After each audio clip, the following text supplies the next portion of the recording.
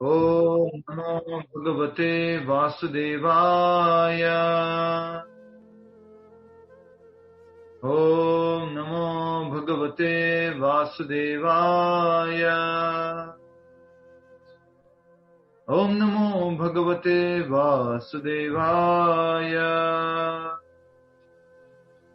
मुखं करोति वाचालं पंगुं लंघयते गिरिं यत्कृपातमहं वन्दे श्रीगुरो दीनतारिणं परमानंद माधवं श्रीचैतन्यमीश्वरम्।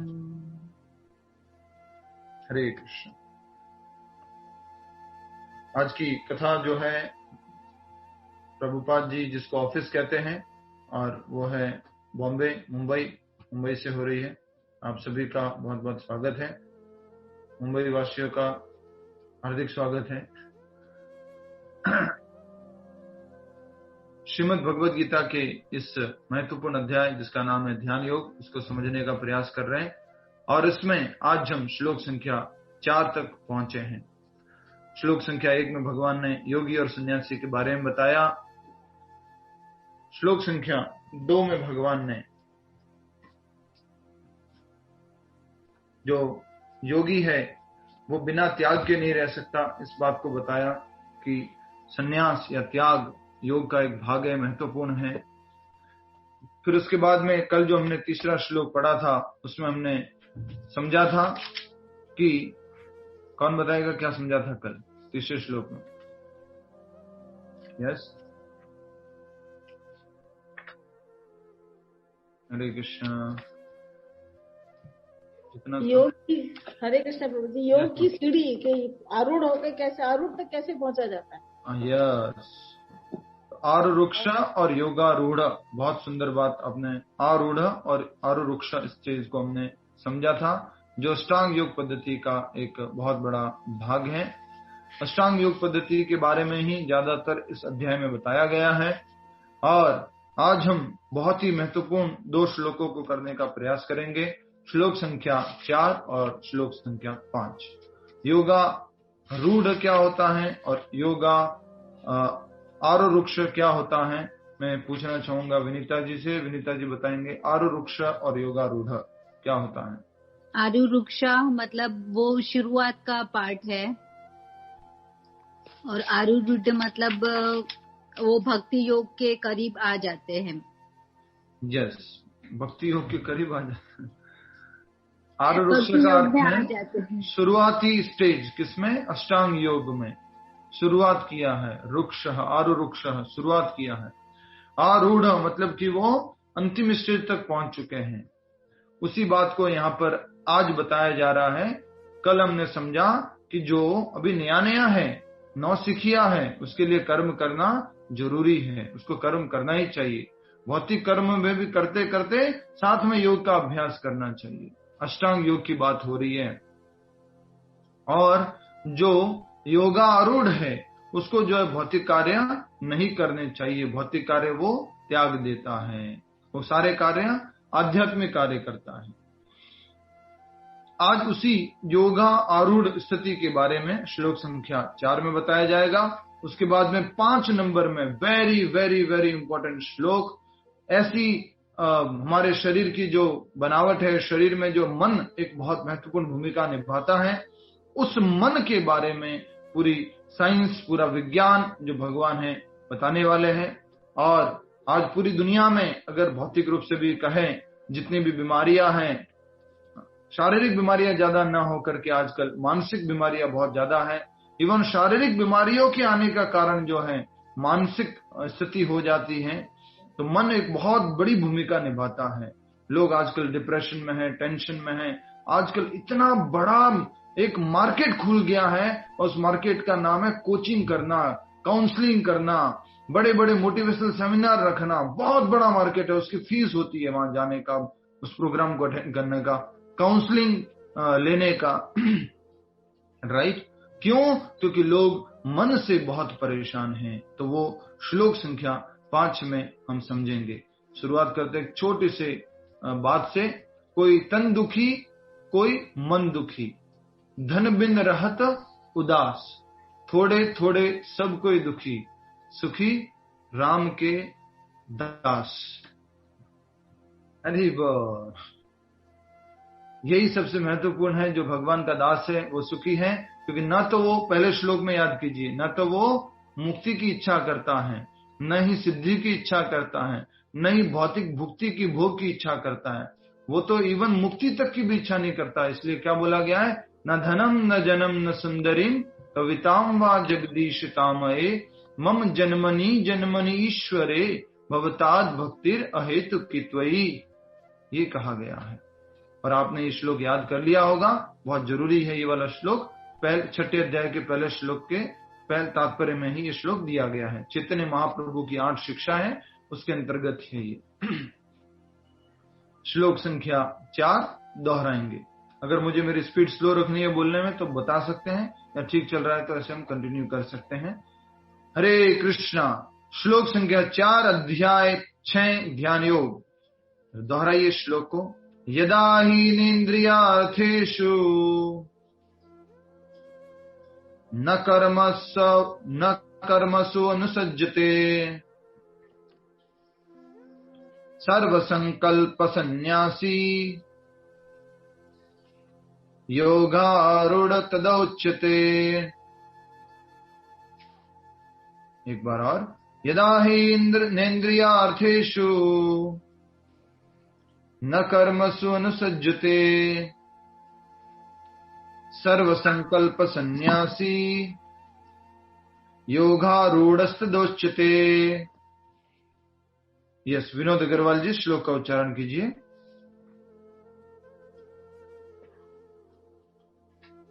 जी। हरे कृष्णा प्रभु जी। हरे कृष्णा।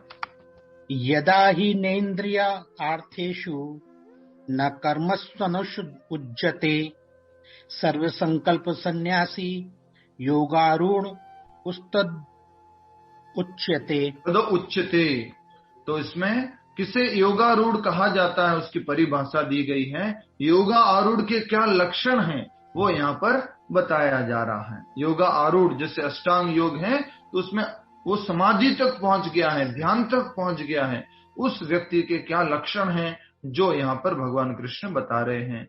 अब हम शब्दार्थ को देखेंगे, ठीक है। सभी लोग अपने भगवत गीता में देखिए शब्दार्थ।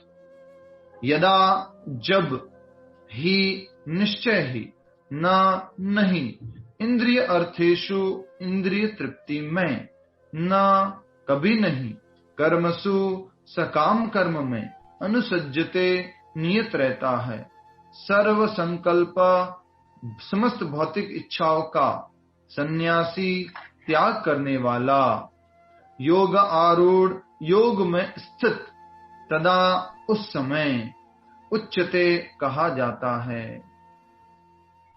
किस समय एक व्यक्ति योग में आरूढ़ कहा जाता है, किस समय एक व्यक्ति योग में पूर्ण रूप से स्थित हो चुका है, किस समय कहा जाता है, कौन सी स्थिति में कहा जाता है, वो परिभाषा दी गई है। तो आज के श्लोक में शब्द ले सकते हैं आप, सर्व संकल्प सन्यासी। सर्व संकल्प सन्यासी,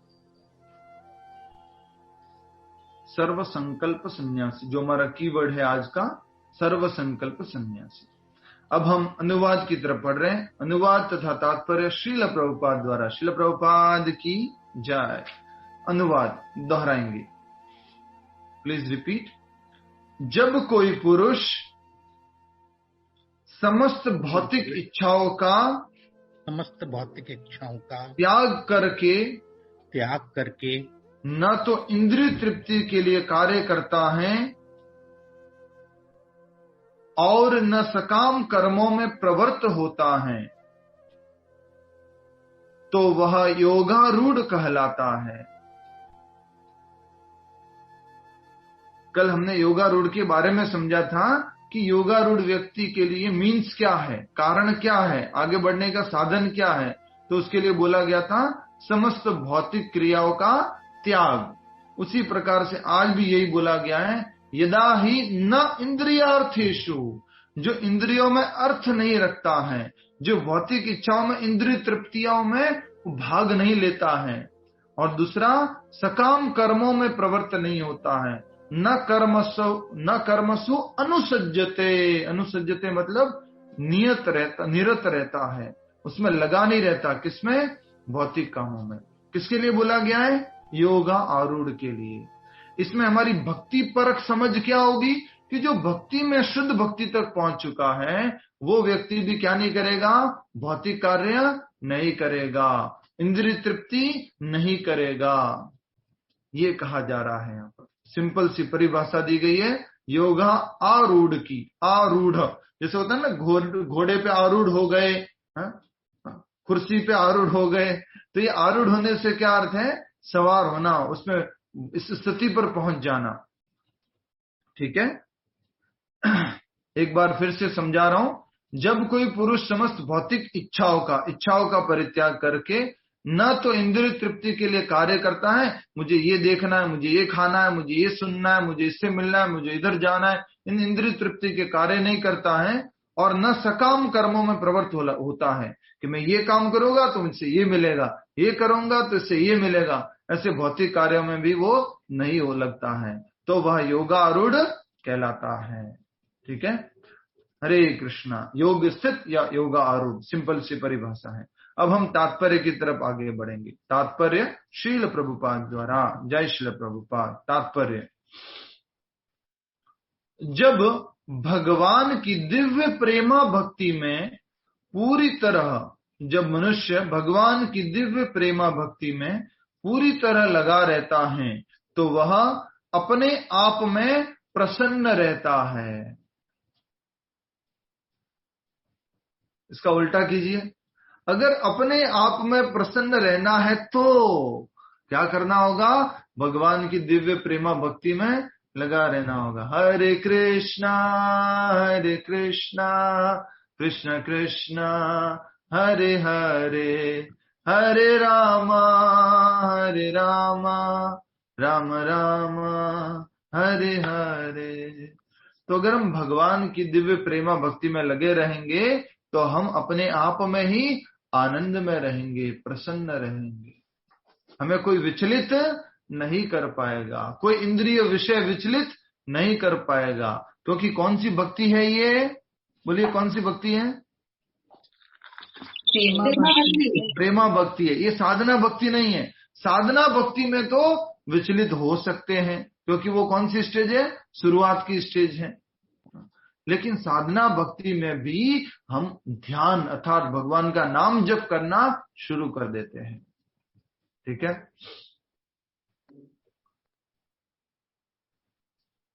जब मनुष्य भगवान की दिव्य प्रेमा भक्ति में पूरी तरह लगा रहता है तो वह अपने आप में प्रसन्न रहता है। इतने खुश क्यों रहते हो जी? इतने प्रसन्न क्यों रहते हो? प्रभुपाद जी से कोई रिपोर्टर आके पूछता, आपके डिसाइपल ये इतना खुश क्यों रहते हैं? जब देखो तब एकदम स्माइलिंग फेस और कुछ टेंशन नहीं है, क्या है इनका पूरा? प्रभुपाद जी बोलते हैं कि वो भगवान कृष्ण की सेवा में लगे रहते हैं, वो आनंद के सागर से जुड़े रहते हैं। और आनंद के सागर किसको बोला गया है? राम को। राम मतलब आनंद के सागर, आनंद देने वाले।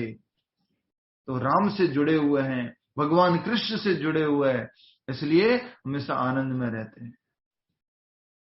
आगे बढ़ते हैं।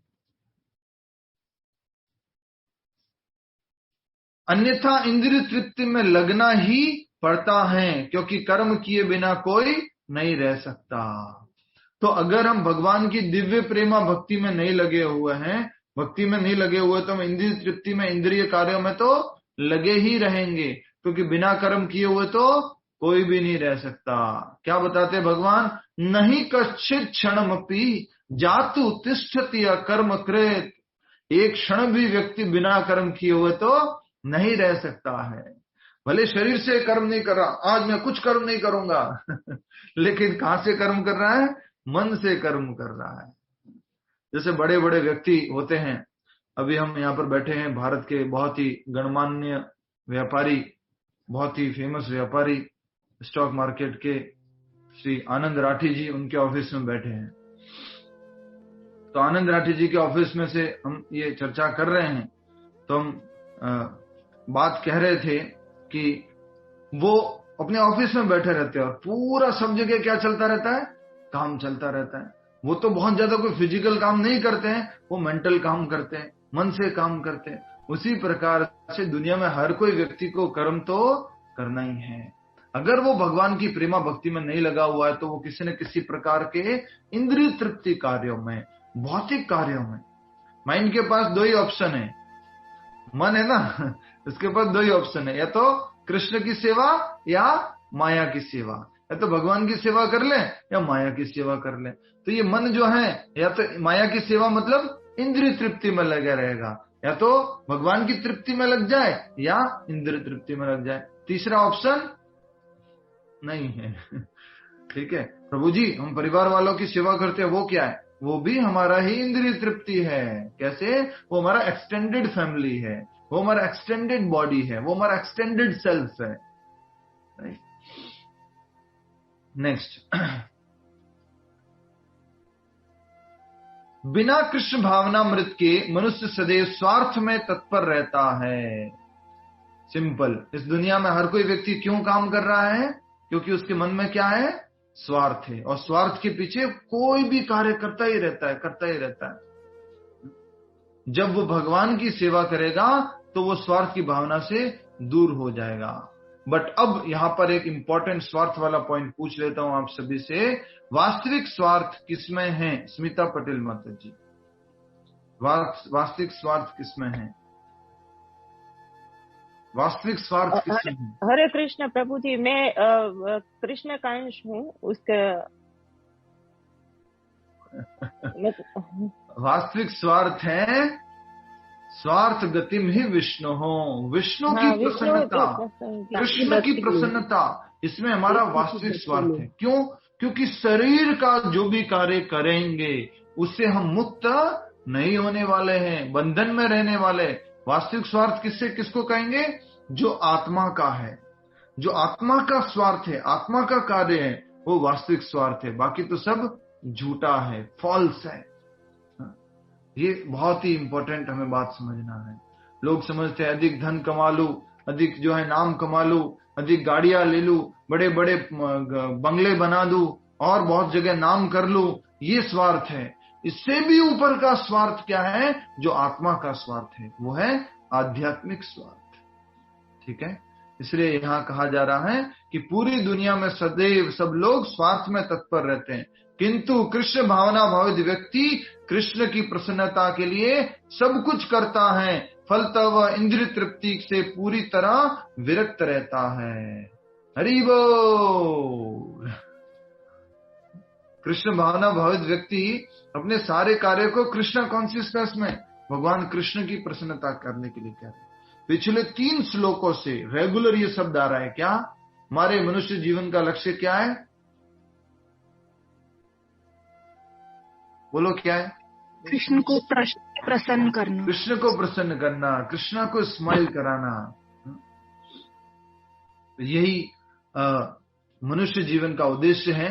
इसलिए जब व्यक्ति कृष्ण की प्रसन्नता के लिए सब कुछ करता है, सुबह उठता है, रात को सोता है, काम करता है, भोजन करता है, और भी कुछ व्यापार करता है, कुछ कपड़े धोता है, और कुछ घर का साफ सफाई करता है, बातें करता है, मैसेज भेजता है, वो सब कार्य किससे रिलेटेड होना चाहिए? कृष्ण से रिलेटेड होना चाहिए। तो इसलिए कहा जा रहा है कृष्ण भावना भावित व्यक्ति की प्रसन्नता, कृष्ण भावना भावित व्यक्ति कृष्ण की प्रसन्नता के लिए सब कुछ करता है, फलतः वह इंद्रिय तृप्ति में पूरी तरह विरक्त रहता है, इंद्रिय तृप्ति से डिटैच रहता है। जिसे ऐसी अनुभूति प्राप्त नहीं है, उसे चाहिए कि भौतिक इच्छाओं से बचे रहने का यंत्रवत प्रयास करे, तभी वह योग की सीढ़ी पर ऊपर आ सकता है या ऊपर पहुंच सकता है। यंत्रवत मतलब क्या होता है इंग्लिश में? यंत्रवत प्रयास करे। इंग्लिश में क्या लिखा है? यंत्रवत प्रयास करे, मैकेनिकली ट्राई करना पड़ेगा। जब तक वो अपने सारे कर्मों को, अपने मन को, अपनी बुद्धि को वो भगवान में नहीं लगा लेता है, तब को ट्राई करना पड़ेगा उसको। किस चीज का? माया से बचने का।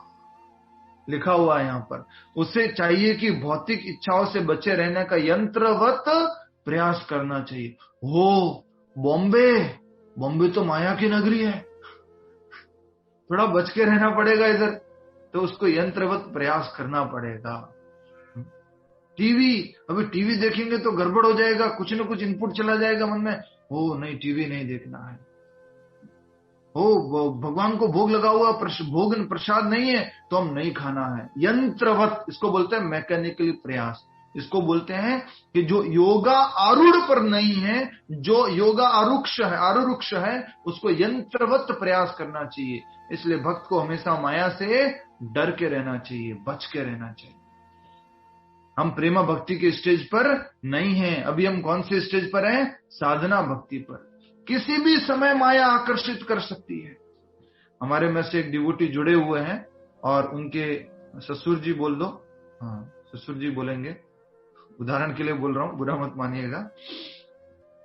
तो वो उनकी 70 साल की उम्र होनी थी और उन्होंने हमसे कहा था कि प्रभु जी अब हम जो है 70 साल की उम्र में आपके साथ आ जाएंगे, या हम जो है वृंदावन में सेटल हो जाएंगे, और ऐसा करके उन्होंने हमसे कहा था। लेकिन जैसे 70 साल का बड़ा सा बर्थडे कार्यक्रम किया, उसके बाद 1 साल और निकाल दिया, अभी थोड़ा और टाइम लगेगा, अभी थोड़ा ना, अभी कोविड आ गया, ये सब आ गया, और उस कोविड में वो नई चीज सीख गए, ऑफिस जाना तो बंद कर दिया, घर में एक सिस्टम लेके आ गए बढ़िया सा, और उस सिस्टम पे क्या करने लग गए? स्टॉक मार्केट करने लग गए। सुबह 9 बजे से लेकर दोपहर 3 बजे तक टट टट टट टट टट टट, ग्रीन रेड, क्या चल रहा है, क्या चल रहा है। 70 साल की उम्र हो गई थी, उन्होंने सोचा था कि अब मैं ऐसे करूंगा, लेकिन माया ने तो जापोटिया धरे। कृष्ण भूलिया जीव भोग वांछा करे, पाशाते माया तारे जापोटिया धरे। कहीं पर भी पीछे से माया किसी भी उम्र में पकड़ सकती है। इसलिए माया से क्या रहना चाहिए? बच के रहना चाहिए, यंत्रवत प्रयास करना चाहिए। अच्छा आज मुझे कहीं खाने जाना है, आज हम जो ये खाना आज नहीं खाएंगे, हम पहले से कुछ अपना इंतजाम कुछ करके जाएंगे, या ऐसा कुछ खाएंगे जिसमें हमें आसानी हो, भगवान को मानसिक रूप से भोग लगा सके। लहसुन प्याज नहीं खाएंगे, चाय कॉफी नहीं पीना है, ये देखना नहीं है, ये सुनना नहीं है। यंत्रवत, मैकेनिकली, सिस्टेमेटिकली आपको प्रयास करना होगा, मशीन के रूप में। आप खेल नहीं सकते। अरे मैं तो 10 साल से इस्कॉन में, हरे कृष्णा में, चलो आशिता जी कोई भी बनाया लहसुन प्याज वाला पिज्जा आने दीजिए, नहीं चलेगा। यंत्रवत आपको प्रयास करना होगा कि मुझे नहीं खाना है, मुझे अवॉइड करना है, मुझे ये नहीं देखना है, मुझे ये नहीं सुनना है, मुझे ये बातें नहीं करनी है। किसके लिए है? जो भी प्रेमा भक्ति के स्तर पर नहीं है। इसलिए कहा गया है जिसे ऐसी अनुभूति प्राप्त नहीं है। कैसी अनुभूति? जो अंदर ही अंदर दिव्य प्रेमा भक्ति में आनंदित रहता है, जो अपने सारे कार्यों को भगवान कृष्ण को अर्पण करता है, उनकी प्रसन्नता के लिए करता है। उसको क्या करना चाहिए? यंत्रवत प्रयास करना चाहिए। तभी वह योग की सीढ़ी में क्या करेगा? एक स्टेप आगे जाएगा। आप सभी का बहुत प्रश्न होता है, आज कर पाएंगे श्लोक अगला भी मन के ऊपर। सबका प्रश्न होता है, प्रभु जी हम तो नए नए भक्ति में, हम क्या करें, हम तो ये नहीं जानते, हम तो वो नहीं जानते। साफ साफ पिछले श्लोक में भगवान ने बता दिया, उनके लिए कर्म ही तरीका है, कर्म ही एक मार्ग है। जो ऑलरेडी प्रेम भक्ति में पहुंच चुके हैं उनके लिए भौतिक कर्म का त्याग, भौतिक कर्मों के प्रति फल की आसक्ति का त्याग, वो सबसे उत्तम मार्ग है, और वो भगवान के आध्यात्मिक कार्य करते रहते हैं। तो इस श्लोक में भी लास्ट में यही बताया जा रहा है कि उसे चाहिए कि भौतिक इच्छाओं से बचे रहने का यंत्रवत प्रयास करें। जैसे कि मान लीजिए आप सीढ़ी के लास्ट स्टेज पे नहीं हो, Hare Krishna, tension please, Hare Krishna, yes. मान लीजिए हम वृंदावन जा रहे हैं। कहां जा रहे हैं? वृंदावन। तो रास्ते में बीच में क्या क्या आता है? मान लीजिए आप अपने घर से गाड़ी उठाए और वृंदावन जा रहे हैं। एक रास्ते में भूख लगी तो बढ़िया होटल आ रहे हैं, बहुत रेस्टोरेंट्स आ रहे हैं, रिसोर्ट्स आ रहे हैं, बहुत सारी वस्तुएं बीच में आ रहे हैं। पानी पूरी की दुकान फेवरेट, वड़ा पाव मुंबई का एकदम, भाव एक वड़ा पाव बनाना फटाफट। तो सब बीच में आ रहा है। तो हम अगर दिव्य प्रेमा भक्ति के स्तर पर नहीं पहुंचे हैं तो ये सब चीजें हमें आकर्षित करेगी और आकर्षित करेगी तो हमें जानबूझ के कोशिश करनी है, नहीं, नेक्स्ट नेक्स्ट, नहीं। हमने एक जस्ट उदाहरण दे रहा हूं, कुछ याद आ गया। अब ये माइंड है ना, कचरा भरा है तो निकलेगा बाहर। एग्जाम्पल है, प्रूफ आपके सामने।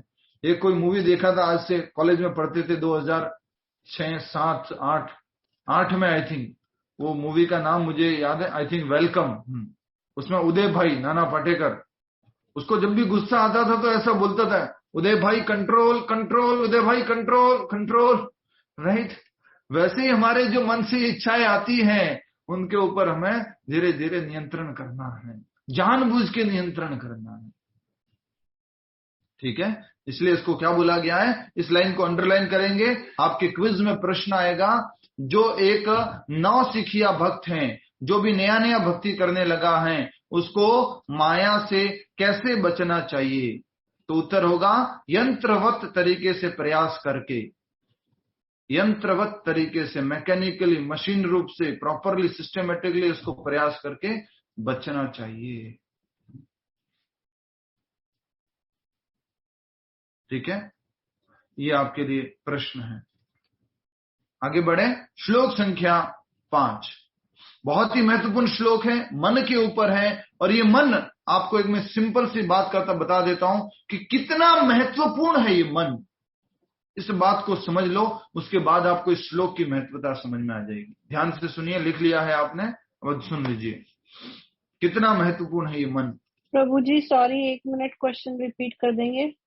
प्रश्न ये है कि नौसिखिया भक्त, नया नया जो भक्त नियोफाइट है, उसको किस प्रकार से माया से बचना चाहिए, किस प्रकार से भौतिक इच्छाओं से बचना चाहिए, किस प्रकार से इंद्रिय तृप्ति से बचना चाहिए, ये प्रश्न है। यंत्रवत तरीके से जानबूझ करके, आइसक्रीम नहीं खाना है।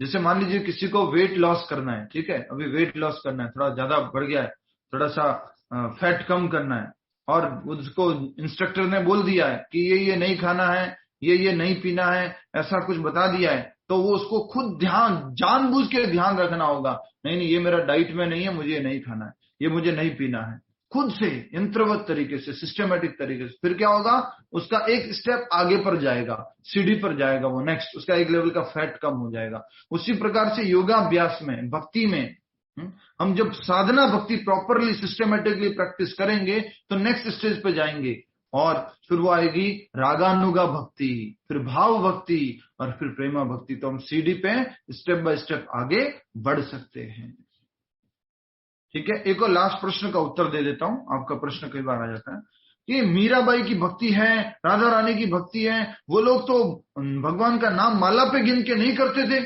वो तो माला पे नहीं गिनते थे, हम लोग माला पे गिन के क्यों करते हैं?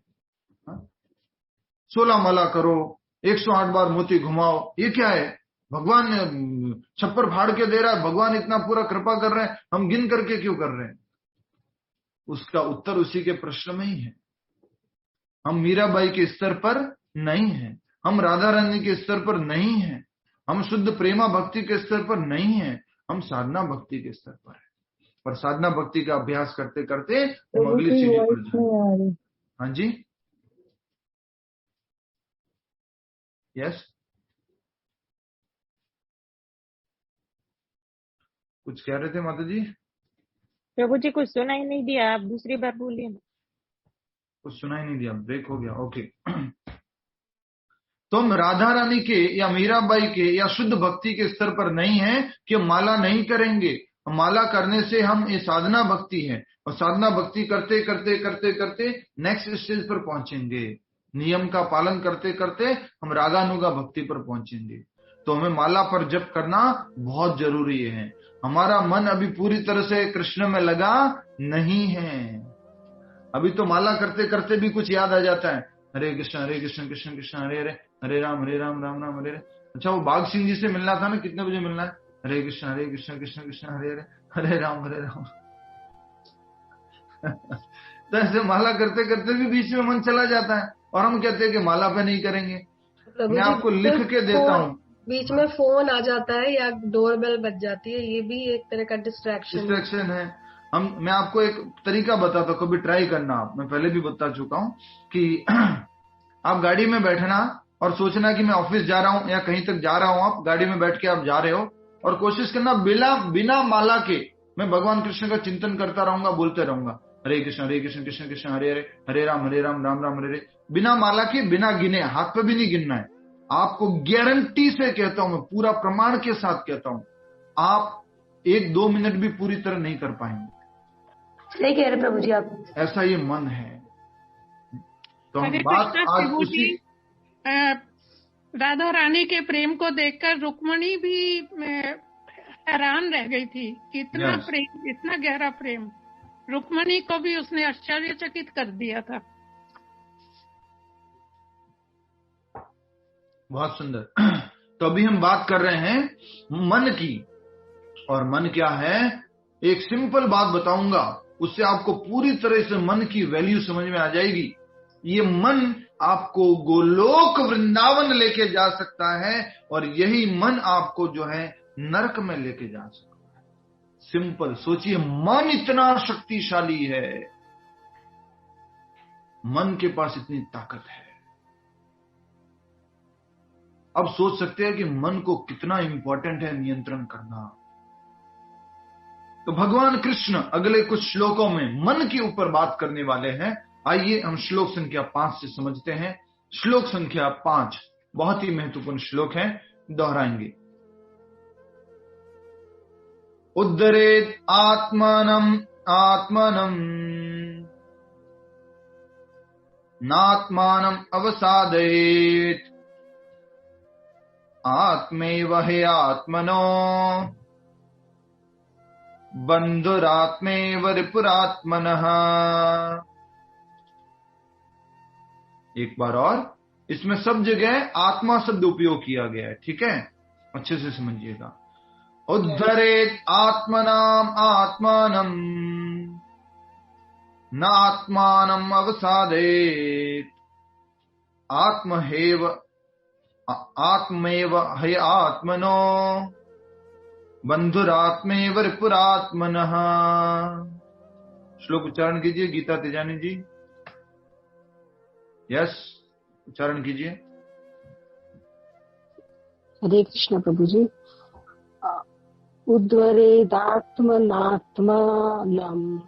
नात्मानमवसादयेत आत्मैव हयात्मनो बंधुरात्मैव रिपुरात्मनः। बहुत सुंदर, हरि बोल, हरि बोल, हरे कृष्ण। आत्मा शब्द यहां पर कितनी बार प्रयुक्त हुआ है, कोई बता सकता है?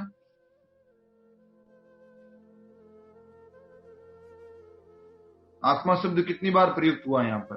7 बार आत्मा शब्द प्रयोग हुआ है, और उसमें आत्मा शब्द का अलग अलग अर्थ हैं, उस कॉन्टेक्स्ट के अनुसार, उसके प्रसंग के अनुसार उसका अलग अलग अर्थ है आत्मा शब्द का। वो क्या है? एक आत्मा शब्द का अर्थ है आत्मा स्वयं, हम। दूसरा आत्मा शब्द का अर्थ है मन।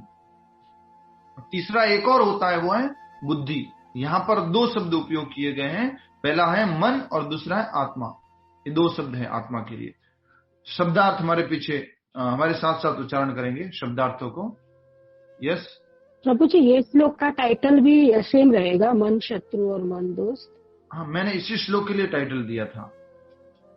ओके प्रभु जी। पिछले श्लोक के लिए तो योगारूढ़ की परिभाषा, पिछले श्लोक का टाइटल लिख लीजिए, योगारूढ़ की परिभाषा। ठीक है।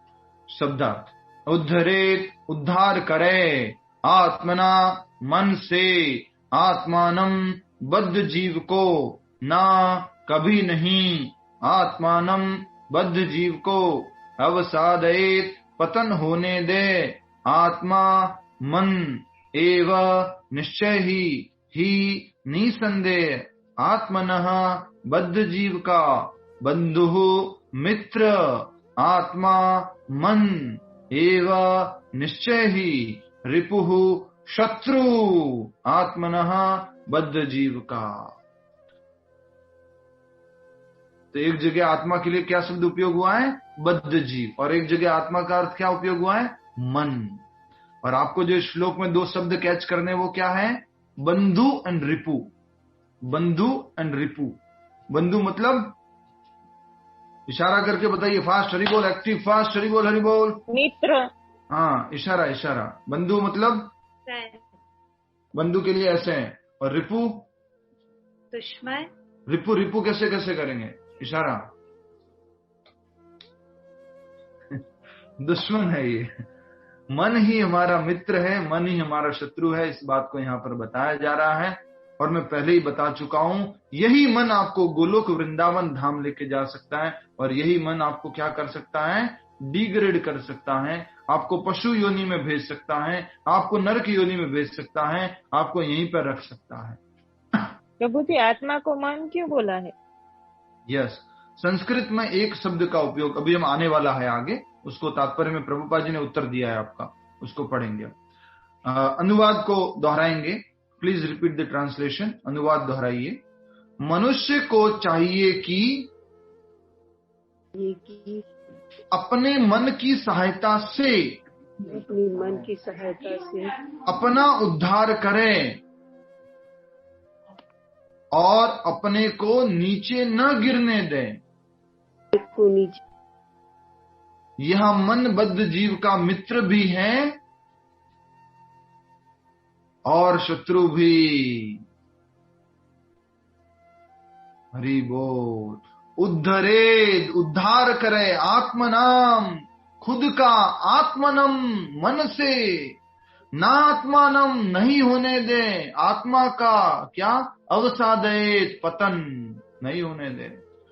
आत्मेव है आत्मनो, आत्म ही आत्मा का, ये मन ही आत्मा का बंधु।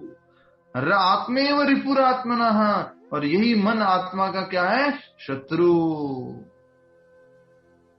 दुनिया का बड़ा, सबसे बड़ा शत्रु कहाँ पाया जाता है? हमारे शरीर में, अपने अंदर प्रभु जी। हमारे अंदर ही ये दुनिया का सबसे बड़ा शत्रु है। माइक ऑन नहीं रहेगा किसी का, रिक्वेस्ट करता हूँ। खुशी माता जी, खुशी माता जी, धन्यवाद। तो दुनिया का सबसे बड़ा जो डॉन है वो कहाँ बैठा हुआ है? मुंबई में होता है ना, दाऊद इब्राहिम और ये और कुछ बोलते हैं इससे। यहाँ आगे तो वो भाई भाषा भी याद आ रही है, भाई लैंग्वेज। तो ये मन ही हमारा सबसे बड़ा शत्रु है और मन ही हमारा सबसे बड़ा मित्र है। हमें अपने आप का उद्धार करना है मन की सहायता से। हमें मन की वजह से मन हमारे अपने आप को क्या कहते हैं, पतन नहीं होने देना है, नीचे नहीं गिरने देना है। उदाहरण याद कीजिए, वो एक किराए के मकान वाले का। किराए के मकान वाले व्यक्ति को या तो वो अच्छा घर ले सकता है और अच्छा घर ले सकता है, या फिर वो परमानेंट घर ले सकता है। नहीं तो वो क्या कर सकता है, उससे भी गया बीता वो घर में जाएगा ऑटोमेटिकली। विवेक जी माइक म्यूट कर दीजिए। हरे कृष्णा। प्रभु जी हरे कृष्णा। यस प्रभु जी, भी अभी मैंने मतलब कुछ दिन पहले एक श्लोक पढ़ा था ना, उसमें मन को भगवान कृष्ण भी कहा गया है। नहीं कहा गया कहीं पर भी। मतलब कृष्ण भगवान ने बोला कि ना, मतलब मन में, मतलब मैं कृष्ण मतलब मन हूँ करके। अभी हमने इस क्लास में नहीं पढ़ा है, इसलिए डिस्टर्ब मत कीजिए, वो 10वें अध्याय में आएगा। Okay sorry. हरे कृष्ण। हरे कृष्ण। वो 10वें अध्याय का पॉइंट है आपका। तो एक बार फिर से अनुवाद पढ़ेंगे, फिर समझ लेंगे हम। मनुष्य को चाहिए कि, मनुष्य मतलब कौन? इशारा कीजिए। अब आपको पूरा इशारा करना है इस श्लोक के अंदर। आपको अपना अपना एक वीडियो भी बनाना है इसके लिए। मनुष्य मतलब मैं। मनुष्य को चाहिए कि अपने मन की सहायता से अपना उद्धार करे और अपने मन के कारण अपनों नीचे न गिरने दें। मन ही मनुष्य का मित्र है, मन ही मनुष्य का शत्रु है। ठीक है, इस प्रकार से ये बताया गया है। अब हम तात्पर्य की तरफ आगे बढ़ेंगे। तात्पर्य श्रील प्रभुपाद जी द्वारा। जय श्रील प्रभुपाद। प्रसंग के अनुसार आत्मा शब्द का अर्थ शरीर, मन तथा आत्मा होता है। संस्कृत में एक शब्द, ये आत्मा शब्द है, संस्कृत शब्द है ये, आत्मा से ऐसा समझिए स्वयं, तो स्वयं शरीर हो सकता है, स्वयं मन हो सकता है और स्वयं आत्मा हो सकती है। तो उस प्रकार से आत्मा शब्द संस्कृत शब्द है, उसका अर्थ जो है अलग अलग संदर्भ में, अलग अलग प्रसंग में, अलग अलग रूप में उपयोग होता है। मैं आपको इस श्लोक के माध्यम से प्रमाण देना चाहता हूं कि आप अगर कोई दूसरी गीता पढ़ेंगे जो प्रमाणिक गुरु शिष्य परंपरा में नहीं है, तो आप इसका अर्थ क्या निकालेंगे मालूम है? दूसरे लोग इसका अर्थ क्या निकालते हैं? अपने आप का, आत्मा का आत्मा से उद्धार करें और आत्मा को आत्मा से नीचे न गिरने दें। आत्मा ही आत्मा का मित्र है और आत्मा ही आत्मा का शत्रु है। क्या समझ में आया? समझ में आ रहा है कुछ? ये प्रॉपर ट्रांसलेशन है प्रभुपाद जी का, जो गुरु शिष्य परंपरा में जानते हैं भगवान क्या कहना चाह रहे, क्या संदर्भ में बोल रहे। आत्मा आत्मा आत्मा 7 बार आत्मा शब्द बोल दिया, क्या मतलब है इसका? वो प्रभुपाद जी बता सकते हैं। दूसरी गीता में कंपेयर करके देख लेना अगर आपके घर पे हो तो, ठीक है। प्रसंग के अनुसार आत्मा शब्द का अर्थ शरीर, मन तथा आत्मा होता है। योग पद्धति में मन तथा आत्मा का विशेष महत्व है। जैसे कि एक शब्द उपयोग करता हूं, ठीक है, याद सुनिए, ये मेरा है, ठीक है। अब आप समझ जाइएगा, उत्तर आप खुद देंगे। ये एक मिनट और इजी करता हूं आपके लिए। ये मेरा है, ठीक है, ये मेरा है, ये मेरा है, ये मेरा है और ये मेरा है। मैंने कौन सा शब्द उपयोग किया? ओनली मेरा। अभी मेरा शब्द में आप क्या बोलेंगे, किसके लिए प्रयुक्त हुआ है? कुछ बोल सकते हैं आप कि मेरा कंठी माला के लिए है, स्वेटर के लिए है, कि मेरा बैग के लिए है, कि मेरा मोबाइल के लिए है? संदर्भ के अनुसार उसका अर्थ निकल रहा है। उसी प्रकार से आत्मा शब्द का अर्थ है, ठीक है। योग पद्धति में मन तथा आत्मा का विशेष महत्व है। अष्टांग योग पद्धति के अंदर भक्ति योग में भी मन का तो बहुत बड़ा महत्व है। मन और इंद्रिया, मन को नियंत्रित करना, इंद्रियों को नियंत्रित करना, ठीक है। तो आत्मा तथा मन का विशेष महत्व है, क्योंकि मन ही योग पद्धति का केंद्र बिंदु है। अतः इस प्रसंग में आत्मा का तात्पर्य मन होता है। एक आत्मा का अर्थ क्या हो गया? मन। इस योग पद्धति में, अष्टांग योग पद्धति में मन केंद्र बिंदु है। मन को क्या करना है? नियंत्रित करना है। क्या क्या था अष्टांग योग पद्धति के पाठ? यम, नियम, प्राणायाम, आसन, प्रत्याहार, ध्यान, धारणा और समाधि। तो इसके अंदर मन की बहुत बड़ी भूमिका है। तो ये अच्छा, कोई बता सकता है मन की इतनी बड़ी भूमिका क्यों है? कोशिश कीजिए थोड़ा सा। मन की इतनी बड़ी भूमिका क्यों है? प्रभु जी, क्योंकि डिसीजन हम मन से ही लेते हैं, सारे डिसीजन। वो केंद्र बिंदु है, माइंड को कंट्रोल करना। मन केंद्र बिंदु माइंड से लेते हैं, मन से। ठीक है, ठीक है, ठीक है, बिल्कुल सही उत्तर दिया आप सभी लोगों ने। सारी इंद्रियों का जो कनेक्शन है वो किसके साथ है? मन के साथ है। सारी इंद्रियों का, कर्मेंद्रिया, ज्ञानेंद्रिया, सबका कनेक्शन किसके साथ है? मन के साथ है। कचरा डाल रहे, गंदगी डाल रहे, कुछ बुरा देख रहे, बुरा सुन रहे, बुरा खा रहे, वो भी किस में जाता है? उसके अंदर, मन के अंदर आता है। आज एक लाइन लिख लीजिए आप, भोजन आपका स्थूल शरीर भी बनाता है और भोजन आपका सूक्ष्म शरीर भी बनाता है। भोजन आपका स्थूल शरीर भी बनाता है और भोजन आपका सूक्ष्म शरीर भी बनाता है। कुछ समझ में आया कि नहीं आया? यस। भोजन आपका स्थूल शरीर भी बनाता है और सूक्ष्म शरीर भी बनाता है। भोजन नहीं बनाने की कह रहा हूं, आप जो भोजन खाते हो वो आपके स्थूल शरीर को भी बनाता है और सूक्ष्म शरीर को भी बनाता है। कैसे? सूक्ष्म शरीर क्या होता है? मन, बुद्धि, अहंकार। तो जैसा खाते हैं अन्न वैसा रहता है मन। तो जैसा अन्न खाओगे, भगवान को अर्पण करके खाओगे, तो आपका मन भी वैसा होगा। अगर बिना अर्पण किए खाओगे तो आपका मन भी वैसा ही होगा। लहसुन प्याज वाला खाओगे, ज्यादा जो है तामसिक भोजन करोगे, तो आपका मन भी वैसा ही होगा और शरीर भी वैसा ही होगा। ठीक है। पूरा डबल रोटी, ब्रेड्स, ये सब कुछ बढ़िया तामसिक, प्रसाद नहीं कह रहा हूं, जो भोग नहीं लगा हुआ वो प्रसाद खा रहे हैं, खूब खा रहे हैं, तो शरीर में भी फैट बढ़ जाएगा और मन में भी क्या बढ़ जाएगा, फैट। और आकर के कोई बोलेगा चैंट हरे कृष्णा, आवाज ही अंदर ही नहीं जा रही है, मन के अंदर ही प्रवेश नहीं कर रही है, मन का भी फैट बढ़ा हुआ है, राइट। तो ये अष्टांग योग पद्धति के अंदर मन का बहुत बड़ा भाग है। चूंकि मन ही योग पद्धति का केंद्र बिंदु है, अतः इस प्रसंग में आत्मा का तात्पर्य मन होता है। नेक्स्ट, योग पद्धति का उद्देश्य मन को रोकना तथा इंद्रियों के प्रति आसक्ति से उसे हटाना है। मन को कंट्रोल करना और मन को इंद्रियों के प्रति जो आसक्ति है, इंद्रिय विषयों के प्रति आसक्ति। इंद्रिय विषय समझ में आ रहा है? इंद्रिय विषय, हरि बोल, विषय विषय इंद्रिय विषय समझ में आ रहा है ना? रूप, गंध, स्वाद और स्पर्श और ध्वनि, शब्द। ठीक है, ये शब्द क्या है? ये सब क्या है? विषय। मन इन विषयों में क्या है? बहुत ज्यादा आसक्त है। तो मन को इनसे अनासक्त करना है और साथ ही साथ मन को हमें रोकना है इंद्रिय तृप्ति कार्य करने से। माइक म्यूट कर दीजिए। नेक्स्ट, सुषमा माता जी माइक म्यूट कर दीजिए। हाँ हो जाएगा ना।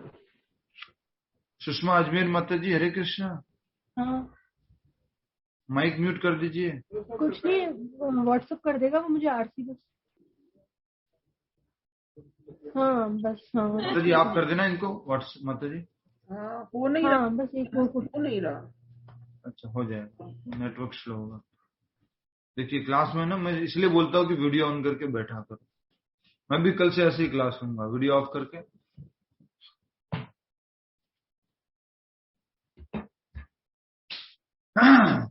मैं इतनी इंपॉर्टेंट मीटिंग्स के लिए यहाँ पर आता हूँ, इधर उधर जाता हूँ, उसमें भी टाइम निकाल के कहीं से क्लास लेता हूँ, कुछ करता हूँ, तो थोड़ा वैल्यू कीजिए। यहाँ पर इस बात पर बल दिया गया है कि मन को इस प्रकार प्रशिक्षित किया जाए कि वह बद्ध जीव को अज्ञान के दलदल से निकाल सके। मैंने पहले ही बोला था, मन ही हमें बाहर निकाल सकता है और मन ही अंदर डुबा के रख सकता है। अब यहाँ पर दलदल बताया है। दलदल क्या होता है? बोलिए। दलदल, दलदल मुझे भौतिक संसार। ऐसे फालतू उत्तर नहीं देना है। दलदल क्या होता है? जिसमें थोड़ा जाते हैं तो और जाते हैं, जिसमें और जाते हैं तो और जाते हैं, वो अपनी तरफ खींचता रहता है। बड़ा मुश्किल होता है दलदल से बाहर निकलना। कीचड़ प्रभु जी, कीचड़ जैसा प्रभु जी, उसका कीचड़ का खड्डा। हाँ, दलदल से बाहर निकलना। क्योंकि उसमें क्या होता है ना, लगता है कि मेरे को मेरा पैर को सपोर्ट मिला हुआ है कि मैं थोड़ा सा पुश करूंगा तो मैं बाहर निकल जाऊंगा, लेकिन नहीं, आप जैसे ही थोड़ा सा पुश करने की कोशिश करते हैं आप और अंदर चले जाते हैं। उसको दलदल बोला जाता है। मूविंग सैंड ना प्रभु जी? यस। तो यहाँ कहा जा रहा है मनुष्य को इस बात पर, यहाँ पर इस बात पर बल दिया गया है कि मन को इस प्रकार प्रशिक्षित किया जाए, ट्रेन किया जाए। ट्रेनिंग देना है मन को। बचपन से ये माँ बाप ट्रेनिंग देना बंद कर देते हैं अपने बच्चों को, उनके मन को।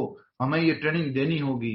मन को ट्रेनिंग देना बहुत जरूरी है। प्रशिक्षित करना है। प्रशिक्षित मतलब ट्रेनिंग, ट्रेन करना है मन को। किसमें ट्रेन करना है? इंद्रिय निग्रह, इंद्रिय विषयों से उसको अनासक्त होने के लिए ट्रेन करना है। सो आपके लिए प्लीज एक शब्द लिख लीजिए जो आप बचपन से सुनते आए माइंड के लिए। Either you rule the mind or mind will rule you.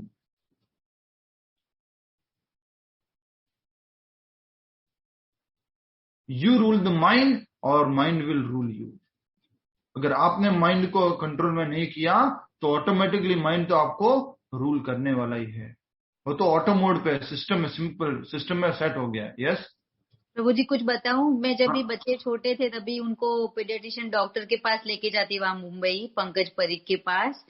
तो वो ऐसे ही बताते थे कि हु इज द बॉस। आपका बच्चा बोले कि मुझे ये चाहिए, नहीं, हु इज द बॉस, मतलब आपको ही ऐसा कमांड डालना है कि नहीं, ये नहीं करना है ऐसे। यस, तो अगर हम इन क्या कह सकते हैं, अपने विचारों को, अपने इंद्रिय विषयों के प्रति आसक्ति को, इस मन को अगर ज्यादा हमने भाव दे दिया, इंपॉर्टेंस दे दिया, तो मन कैसा हो जाएगा? बलवान हो जाएगा। और ये बलवान मन क्या करेगा? हमारे हमारे हमारे ऊपर ही हावी हो जाएगा। इसलिए हम बहुत ही जल्दी me and my mind video एक बार फिर से देखेंगे। हमने देखा हुआ याद है आपको, मी एंड माई माइंड। तो हमें क्या करना है? मन को, आपके लिए क्विज में प्रश्न आएगा, मनुष्य को मन को क्या करना चाहिए दलदल से निकालने के लिए, अज्ञान के दलदल से निकालने के लिए। अज्ञान मतलब इग्नोरेंस। मैं ये जगत में, मैं शरीर हूं, मैं ये परिवार मेरा है, ये मेरे बच्चे हैं, ये मेरी गाड़ियां हैं, ये मेरा घर है, इस दलदल में फंसे हुए हैं। ये अज्ञानता का दलदल है। इस दलदल से बाहर कैसे निकलेंगे? जब ज्ञान में स्थित होंगे तब बाहर निकल सकते। तो बहुत जरूरी है कि कहीं ना कहीं, अभी भी हम आसक्त हैं। मैंने बताया ना आपको, उदाहरण दिया, 71 साल के व्यक्ति अब कहीं और आसक्त हो गए हैं, स्टॉक मार्केट में आसक्त हो गए, कुछ और बच्चों परिवार में हम लोग आसक्त हो जाते हैं, पोता पोती में आसक्त हो जाते हैं, किसी और अलग अलग चीजों में आसक्त हो जाते हैं। नहीं, मैं इसमें आसक्ति नहीं लगानी है। यहां पर इस बात पर बल दिया गया है कि मन को इस प्रकार प्रशिक्षित किया जाए कि वह बद्ध जीव को अज्ञान के दलदल से निकाल सके। तो मन को क्या करना है? प्रशिक्षित करना है, जिससे कि वह अज्ञान के दलदल से बाहर निकले। इस जगत में मनुष्य मन तथा इंद्रियों के द्वारा प्रभावित होता है। हमारा पूरा का पूरा जीवन हमारी आत्मा के ऊपर किसका प्रभाव है? अभी जल्दी से बोलिए, किसका प्रभाव है? मन और इंद्रियों का। मन और इंद्रियों का। मैं पहले भी बता चुका हूं और किसी को बोला भी था, याद कीजिएगा। अगर आप याद कर पा रहे हैं तो सोचिए, आज हमारी जो भी इच्छा आ रही है कि मुझे ये करना है, मुझे ये देखना है, मुझे ये लाइफ में ये बनना है, बच्चों के अंदर भी अगर कोई इच्छा आ रही है, युवाओं के अंदर भी कुछ इच्छा आ रही है, वो इच्छा कहां से आ रही है? वो उनके ऊपर इंद्रियों के द्वारा थोपी गई है। इंद्रियों ने देखा इधर उधर, इंद्रियों ने सुना इधर उधर, तब जाके उनके ऊपर वो विचार बाहर प्रकट होकर के आ रहे हैं। Everything is imposed on us. Everything. What we desire, that is also imposed on us. Once upon a time, that was imposed on us. Now we are desiring that thing. So please be careful. इस मन के प्रति हमें careful रहना होगा। मन हमें क्या कर देगा? चीट कर देगा, धोखा दे देगा, बुद्धि और उसकी सहयोग कर देगी, तरीके निकालेगी। मैं ये कर लूं, मैं वो कर लूं, मैं ऐसे कर लूं, मैं वैसे कर लूं, थोड़ा ऐसे कर सकते हैं ना, थोड़ा इधर कर लेंगे ना, थोड़ा उधर कर लेंगे ना। बुद्धि तरीके देती रहेगी। इन तरीकों से बचना है, बहुत जरूरी है। तो आज हम यहीं तक करें कि आगे पूरा करेंगे जैसा आप कहेंगे? अभी लगेगा 10 मिनट और लगेगा अगर पूरा करना है। पूरा कर लो प्रभु जी, पूरा कर लो। कल करेंगे, ठीक है? कल दोनों श्लोक करेंगे, श्लोक संख्या 5 और 6 पूरा उसको कर लेंगे। अब मैं कुछ और बात आपको बताना चाह रहा था, वो पूरा कर लेता हूं। ये मन कितना शक्तिशाली है। मन, एक व्यक्ति अगर बात करे तो, क्या नाम था प्रभु जो मतलब जिसके पैर में टूट गए थे उस, ठीक है, कुछ एग्जाम्पल के साथ में कल हम बात करेंगे। मन इतना शक्तिशाली है कि एक ठंडे पानी में या फिर एक बर्फ में रहने वाला योगी वहां पर आराम से रह पा रहा है, और एक ऑटोमेटिकली एयर कंडीशन रूम में बहुत बड़ी हाईफाई फैसिलिटी के साथ में भी एक व्यक्ति वो नहीं रह पा रहा है, क्योंकि अपनी मन और इंद्रियों को नियंत्रित नहीं है। मन को हमें नियंत्रित करना बहुत जरूरी है। मन ही हमें कहां लेके जाएगा? गोलोक वृंदावन। और मन ही कहां लेके जाएगा? नरक में लेके जाएगा, हेल में लेके जाएगा। मन ही हमें लेके जाएगा मंदिर में, और मन ही हमें लेके जाएगा मदिरालय में। बार में, पब में, disco dance, Bollywood, Hollywood, Tollywood, गॉलीवुड, नई मूवी लगी है, मन ही हमें लेके जाएगा। इस मन को हमें नियंत्रित करना है। कृष्ण भावनामृत में सिंपल सा कहा गया है कि आप जो भी खाओ, जो भी देखो, जो भी सुनो, उसको कृष्ण भावनामृत से जोड़ दो। ये एक तरीका बताया गया है मन को हमें नियंत्रित करने का। तो अभी हमने मन की शक्ति को समझा है। आपने टाइगर वुड्स का नाम सुना होगा, गूगल पे करके देख लेना, यूट्यूब पे वीडियो देख लेना। टाइगर वुड्स बहुत फेमस पर्सनालिटी है, लेकिन उसके मन ने उससे क्या क्या करवाया, अगर आप देखेंगे तो पूरा हैरान रह जाएंगे। इसी तरह से बहुत बड़े, विश्व के सबसे बड़े धनी व्यक्ति, क्या नाम है उनका, बिल गेट्स, जो धनी व्यक्ति सेकंड थर्ड नंबर पर भी हो गए हैं, उनके मन ने भी उनसे क्या करवाया वो भी आप देख सकते हैं। इसलिए मन के ऊपर हमें कभी विश्वास नहीं करना है, कभी ये नहीं सोचना है कि मैंने मन को जीत लिया है। सिंपल सा अभी हमारी स्थिति है, उसके अनुसार क्या लिख लीजिए आज, मन बराबर माया लिख लीजिए आज, मन बराबर माया। अभी जब तक हमारा मन नियंत्रित नहीं है, मन पूरा माया है, अनकंट्रोल्ड माइंड, अनियंत्रित मन माया है।